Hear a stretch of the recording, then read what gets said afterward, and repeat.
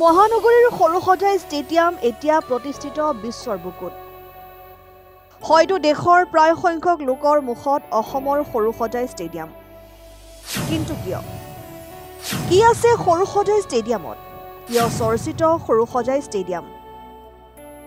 কিয়নো বিহু ঝুমুৰিৰ পিছত এইবাৰ বিশ্ব ৰেকৰ্ডৰ বাবে আগবাঢ়িব বাগৰুম্বা নৃত্য। ঘোষণা ৰাজ্যৰ মুখ্যমন্ত্ৰী হিমন্ত বিশ্ব শৰ্মাৰ। ইতিমধ্যে দায়িত্ব অৰ্পণ ৰাজ্যৰ সাংস্কৃতিক বিভাগলৈ। এই বৰ্ষত অক্টোবৰ মাহত 8ৰ পৰা 10,000তকৈ অধিক যুৱক যুৱতীক লৈ সৰুসজাই ষ্টেডিয়ামত প্ৰদৰ্শন কৰিব বাগৰুম্বা নৃত্য। অসমৰ ভাষা সংস্কৃতি বিশ্বৰ আগত প্ৰতিষ্ঠা কৰিবৰ বাবে মুখ্যমন্ত্ৰী ডক্টৰ হিমন্ত বিশ্ব শৰ্মাৰ এই পদক্ষেপ। এই অপূৰ্ব নৃত্য শৈলীক বিশ্বব্যাপী প্ৰসাৰ আৰু জনপ্ৰিয় কৰাৰ প্ৰচেষ্টাত অংশগ্ৰহণৰ বাবে অনুৰোধ বড়ো যুৱক যুৱতীসকলক। আনহাতে এই কাৰ্যসূচীত অংশগ্ৰহণৰ বাবে উপস্থিত থকাৰ সম্ভাৱনা দেশৰ প্ৰধানমন্ত্ৰী নৰেন্দ্ৰ মোদী, যাৰ বাবে ন কইনাৰ দৰে সজাই পৰাই তুলিব সৰুসজাই ষ্টেডিয়ামক।